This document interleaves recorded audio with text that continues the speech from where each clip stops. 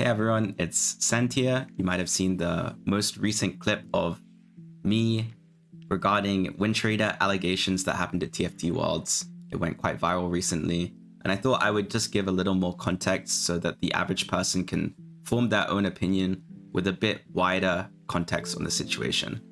So I'm going to go into it a little bit. I'm not going to come down on one side probably till the end of the video, but I'll give you the arguments for why decisions are made throughout this video. Okay, let's go into the first clip. So this clip starts at 3-1. It's the same game, and Shatoran is on a 2-win streak playing family reroll, no scout, no pivot. He has bow, crit, rod, and tier slammable. He's on a win streak, so most of the time a player in this situation will slam items. The only time a player doesn't slam items in this situation is if they're sure they're going to win the fight, and then they get 3-2 augment for more context on the decision. So Shatoran sees he's playing Lilo, he sees the board, and he opts to not slam items here, whether it's because he's against Lilo or because he's waiting and thinks he's gonna win. We're not sure about, but I'm letting you see this context. So he watches the fight. His Akali is still alive, not getting targeted here. The fight looks pretty close at this point. But Shatoran actually, just a second ago, you'll see, he actually stops watching the fight here. So this is actually quite an important round, but he stops watching the fight. And actually ends up winning the fight. It looks very close, but he ends up winning the fight. And so not slamming items here has actually benefited him, and most would say now that he's won the fight, it's the correct play. But he didn't know he would win the fight beforehand, and the fight looked very close. So just giving you context, he could have slammed items there. We'll move on to the next clip. You'll see, this isn't actually clip, this is more context, but you'll see he actually slams 3-3. He slams Last Whisper tier and keeps open rod on powder. He doesn't have scrap in, he's just slamming the rod for value. So yeah, opts to not slam the Rage Blade Hodge, but slams the Last Whisper rod. Next, we'll go on to 5-2, where we can see Shatoran has 52 gold and 2 Gangplanks on bench against Lilo. So Lilo was in his rotation before this fight. And you'll see he actually had Gangplank 2, but didn't buy it till the fight started, and then Bizer got 2 in this next shop. Gangplank 2 probably wouldn't have made a difference in this fight, but he ends up not buying Gangplank 2 until the round starts. And you might say maybe he rolled and it was too late for the round to start, but you can see here Shatoran is on 55 gold after the round. Like, this is a different broadcast, you can see his gold. 55 gold, and then he goes to 52 during this section, which is buying 3 gold for a GP. So he doesn't roll or anything. He has the GP in shop. He just buys it late. He might have missed the shop. So the argument would be for not buying is he might have just not noticed. He might have not seen he had GP in shop. I mean, we've all done it before. Go to the next clip. And I think this is 6-1. And right now, the context of this clip is Shatoran has just lost, I think, basically the whole stage, right? No, he's lost like 4 or 5 rounds at this point. He just leveled 9 at 6-1, and he stopped at 20-something gold, stopped rolling at 20-something gold, and then didn't buy this fight until the round started. So the reason for him doing what he's doing is he probably saw Vi 2, and he might have thought, okay, I'm playing no scout, no pivot. I'll play double Vi here, and then I'll make Vi 2 when the round starts, and then after the round ends, I'm going to send all my gold and look for Sabika or Victor because I have more gold, so better odds to do it. The argument against what he's doing is, if he leveled 9 on 6-1 and saw Vi 2, he can buy Vi 2, and then he has 20-something gold to look for Sabika or Victor, or like any 6 cost, and then he gets to play on his board. And if he doesn't hit, he can actually just play the Vi 2 without any other unit in, because he's no scout, no pivot, and he can wait. So, and he also doesn't slam Redemption here. So he has a Redemption at 6-1 from neutrals, and he doesn't slam it into his fight against Lilo. So that's just context. And then next turn, he actually does, or at 6-3, we'll see, he actually does roll down to 0. And he ends up hitting a Savika and a Victor. We don't know if he hit it on the same turn at 6-2. We don't know if the Victor was first or the Savika was first. But ends up playing a Victor on his board and making the Vi too.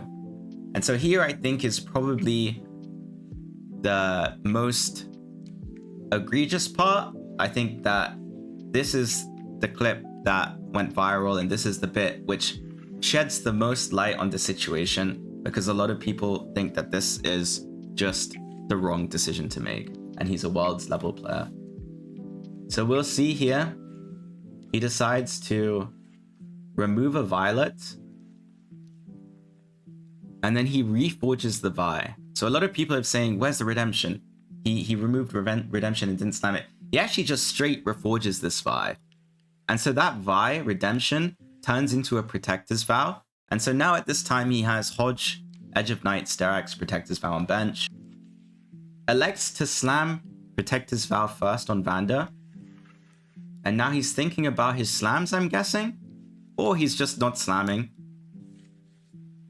And he decides to Edge of Night Vi, Sterak's Vi,